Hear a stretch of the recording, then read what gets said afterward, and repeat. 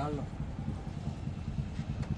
वो जो फोटो लिए होंगे वो भेज दो। एसपी साहब से हमारा मिलने का पर्पज आज का ये था कि जो अभी ये कितनौरिया प्रकरण जो हुआ है, वहाँ पर जो जेठाराम मेघवाल की हत्या हुई, उसको लेकर के 2-3 दिन पहले खबर मिली थी। मैं आउट ऑफ स्टेशन था, बाहर था, उसकी वजह से आज ही पहुँच पाया। तो आज मैं वहाँ घटनास्थल पे भी गया और वहाँ उनके परिवारजनों से और उपस्थित लोगों से बातचीत की।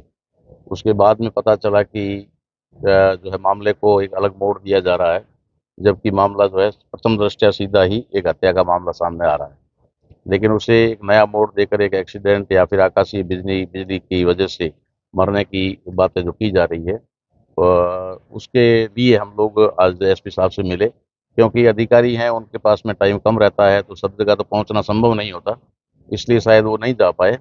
और उनको गुमराह किया गया कि वहाँ जिस पेड़ के नीचे बॉडी मिली है, वो पेड़ ही जलकर खत्म हो गया है और आकाशीय बिजली की वजह से ये घटना हुई है। जबकि पेड़ आज भी जैसा का तैसा हरा भरा खड़ा है, उसमें कोई दिक्कत नहीं है। किसी ने उसके ऊपर स्प्रे अभी कल किया या बाद में किया है, जिसकी वजह से कुछ पत्ते गिरे हैं। तो वो तो खैर अनार वगैरह में ये होता ही है कि स्प्रे करते हैं यूरिया का तो पत्ते गिरते हैं, लेकिन पेड़ जिस प्रकार से आकाशीय बिजली में जो होता है ना, वहाँ ऐसा कुछ भी नहीं। उस व्यक्ति की हत्या कहीं और की गई है और लाकर के सवेरे 4-5 बजे के आसपास में बॉडी को वहाँ डाला गया है। तो इस बारे में हमने साहब से अनुरोध किया है कि थोड़ा इसको सीरियसली लेकर के और इसकी जांच करें। तो साहब ने आश्वासन दिया, एसपी साहब ने, कि मैं खुद कल घटना स्थल पर जाकर के वहाँ का मौका मुआयना देखता हूँ और उसके बाद में आगे कार्रवाई करता हूँ। इस संबंध में हम आज उनसे मिले थे और ये जो घटनाएं हो रही है उसकी तह तक जाने के लिए हमने अपील की कि भाई जी, ताकि इस घटना को जो रोका जा सके।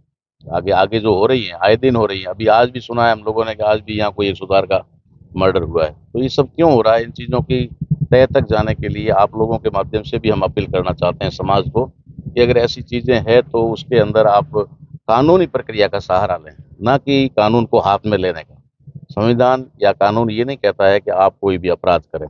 अगर कोई अपराधी आपके सामने है और आपको दिख रहा है कोई गलत काम कर रहा है या गलत रास्ते पर जा रहा है, तो उसकी इत्तला जो है आपको हमेशा पुलिस को देनी चाहिए, कानून को देनी चाहिए, ताकि कानून के माध्यम से उसको सजा मिल सके। सजा जो भी उचित होगी वो दी जाएगी, चाहे फांसी की सजा होगी तो भी कोर्ट देगा, यानी न्यायपालिका देगी, न्यायालय देगा। लेकिन कई बार आवेश में आकर के या जानकारियों के अभाव में लोग जो है खुद ही कानून हाथ में ले लेते हैं और खुद फंस जाते हैं। फिर उसमें अपने आप को बचाने के लिए नाना प्रकार के झूठ और इस प्रकार के फरेब या फिर आर्थिक रूप से परेशान होना करना, बहुत सारी चीज़ें हैं। तो मैं तो आपके माध्यम से ये संदेश समाज को भी देना चाहूँगा कि इन चीज़ों के अंदर आप, कानून है इस देश के अंदर और अच्छे से अच्छा कानून है, दुनिया का सबसे अच्छा कानून भारत में है। उस कानून की अगर आप सहायता लेंगे तो निश्चित तौर पे आपको भी न्याय मिलेगा। और मैं उन अधिकारियों को भी आपके माध्यम से एक संदेश देना चाहूँगा कि आपसे जनता हमेशा न्याय की उम्मीद करती है और वो चाहती है कि आप उनके रक्षक हैं, तो आप बाकायदा रक्षक बने, ना किसी के दबाव में आकर के या फिर किसी लालच या लोभ में आकर के उच्च अधिकारियों को गुमराह करके किसी केस को डाइवर्ट करने की कोशिश ना करें। जो सच्चाई है उसको सामने लाएं और जनता को न्याय दिलाएं। फिर आप मृतक के परिजनों से भी मिले होंगे। परिवार की क्या हालत है और हत्या की क्या वजह सामने आई? पता, हत्या का तो खैर वजह कुछ आपसी रंजिश उनकी चल रही थी, 1.5-2 साल से मामला चल रहा था। तो जिनके ऊपर आरोप लगाया जा रहा है या फिर जिनके ऊपर एक शक किया जा रहा है, जिसकी गिरफ्तारी भी हुई है बताया जा रहा है, उनके बीच में, इनके बीच में 1.5-2 साल से रंजिश चल रही थी, ये जानकारी हमें वहां जाने से मिली। उसके साथ साथ उन लोगों ने ये भी बताया कि उसके ऊपर पहले भी अटैक हुआ है, पहले भी अटैक हुआ है। वहाँ पर एक फैमिली मिली हमें, उन्होंने कहा कि ये पहले भी हमला हुआ था, तो हमारी दुकान में घुस करके ये बचा था और हमने उसकी रक्षा की थी। तो उसके बाद में इनका दुकान पे आना जाना बंद था। तो रात को ही घटना हुई, तो उससे लगता है कि अगर तहकीकात की जाए तो ये। बाकी परिवार की बात करें तो परिवार में हम लोग उनके परिवारजनों से मिले। महिलाओं से तो रीति रिवाज के संग हम नहीं जा पाए, हम लोग उनसे नहीं मिल पाए, समय के अनुसार बाद में जाके मिलेंगे। लेकिन जो भी उनके परिवार के लोग थे उनसे मिले।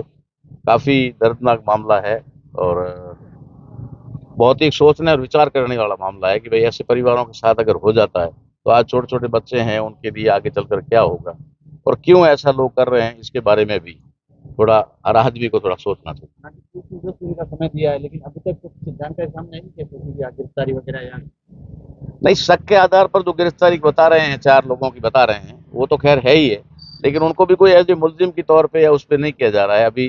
जांच को भी इसी इसी बारे में हम गए थे कि हमको पता चला कि भाई वहां पर मामले को कुछ नया मोड़ दिया जा रहा है। तो वहां जाने के बाद पता चला, और एसपी साहब को भी पूछा तो उन्होंने भी यही बताया कि वो मामला तो बिल्कुल ही जो है वो बिजली का करंट का मामला है, जबकि उस व्यक्ति को मारा गया है बाकायदा बिजली का करंट दे करके मारा गया। करंट पहले दिया गया, बाद में उसकी करंट की वजह से मौत हुई या फिर मार दिया गया, बाद में ला करके उस जगह उसको डाल दिया गया। तो ये इसको एक मोड़ दिया गया।